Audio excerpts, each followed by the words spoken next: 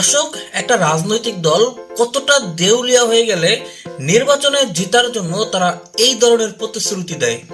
আজকে আপনাদেরকে একটা ভিডিও দেখাবো, দয়া করে এই ভিডিওটা দেখে আপনারা কেউ হাসবেন না। তো চলুন আমরা এই ভিডিওটা একটু দেখে আসি। সেই জন্য এইরকম একটি ফ্যামিলি কার্ড আপনাদের কাছে পৌঁছে দিতে চাই মা বোনদের কাছে, যেই ফ্যামিলি কার্ডের কথা একটু আগে আমি বলেছি। আচ্ছা, আপনারা কি ওনাকে চিনতে পারছেন? নিশ্চয়ই চিনার কথা, কারণ উনি হচ্ছে আমাদের দেশের সবচেয়ে বড় দলের সবচেয়ে বড় নেতা, তাই না? নিশ্চয় আপনারা চিনতে পারছেন। তো এবার আসুন, উনি যে কথাগুলো বলছে এই কথাগুলো নিয়ে আমি বাস্তবমুখী একটা কথা বলি। দয়া করে একটু কষ্ট হলেও ভিডিওটা দেখে যান, কারণ এই ধরনের ভিডিও দেখার জন্য ধৈর্যের প্রয়োজন হয়। আশা করি আপনাদের সেই ধৈর্যগুলো আছে।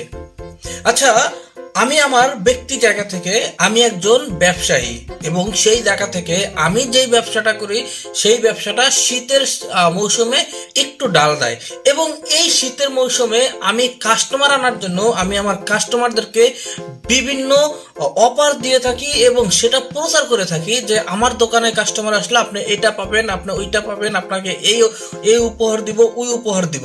কারণ কি জানেন? কারণ হচ্ছে আমার দোকানে কাস্টমার নেই।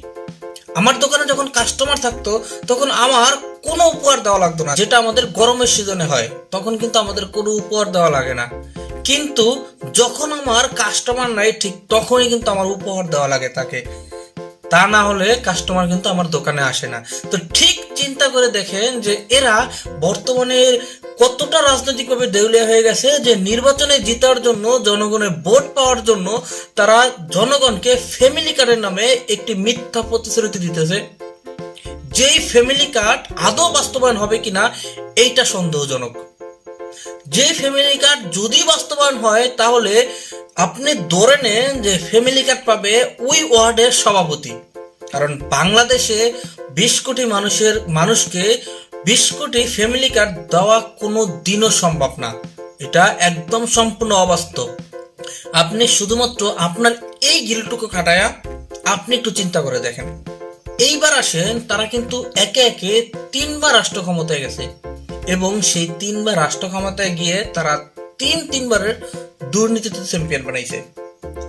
সেই দলকে আমরা আবার কিভাবে দেখি, এবং আবার সেই দলকে আমরা এই ধরনের কার্ডের লোভে আমরা তাদেরকে ভোট দিতে পারি। আপনি কি একজন বিবেকবান মানুষ না? আপনার কি আল্লাহ একটা মস্তিষ্ক দেয় নাই? আপনার কি চিন্তা শক্তি আল্লাহ দেয় নাই? তাহলে আপনার যদি ন্যূনতম বিবেক থেকে থাকে, ন্যূনতম চিন্তা শক্তি থেকে থাকে, তাহলে সেই চিন্তা শক্তি দিয়ে আপনি একটু ভেবে দেখুন যে আগামী দেশটা আপনি কাদের হাতে তুলে দিবেন।